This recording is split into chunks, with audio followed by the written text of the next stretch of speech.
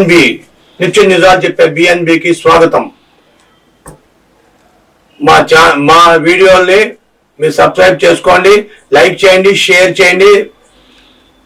తప్పకుండా ఎక్కడ స్కిప్ చేయకుండా చూడండి.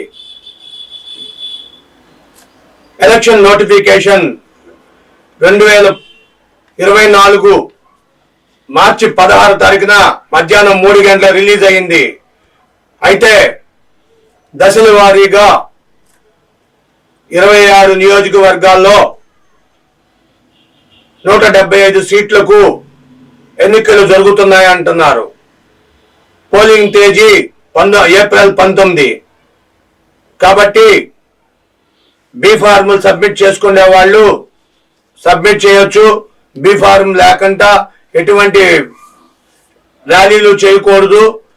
దరిదాపుగా 100 మీటర్లు పరిధిలో నామినేషన్ వేసే ప్రాంతానికి 100 మీటర్ల పరిధిలో దూరంగానే మొత్తం కాన్వాయ్ బ్యాండ్లు వగైరా అన్ని ఆపేయాలి.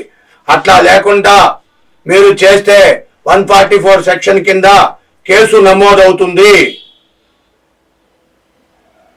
ఏప్రిల్ 19 నుండి జూన్ 1వ తారీఖు వరకు వరుసగా ఎలక్షన్ జరుగుతూనే ఉంటది ప్రతి చోట. జూన్ 4వ తారీఖు నుండి ఫలితాలు వెలువడతాయంట.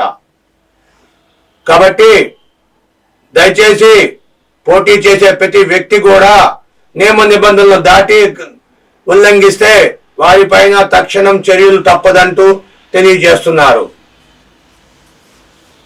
ఖర్చులు ప్రతి దానికి ఒక నిర్బంధిత ఆడిట్ ఉండాలి. ఆడిట్ లేనిచో స్క్రూటినీలు జరిగిన చివరి టైంలో కూడా మిమ్మల్ని సస్పెండ్ చేయొచ్చు, ఎలక్షన్ నుండి బాయ్కాట్ చేయొచ్చు మిమ్మల్ని అని చెప్పి తెలియజేసిన ఎలక్షన్ కమిషన్. కేంద్రం ఆదేశాల మేరకు ఈసారి ఎలక్షన్ చాలా పకడ్బందీగా చాలా స్ట్రిక్ట్ గా జరుగుతుందంట. దయచేసి ప్రతి క్యాండిడేట్ కూడా తమ నిబంధనలను ఉల్లంఘించకుండా తమ ఓటు హక్కులను వాడుకోండి. వాలంటీర్లకు ఎటువంటి హక్కు లేదు. అన్ని సంక్షేమ పథకాలు అన్ని ఆపేయాలి.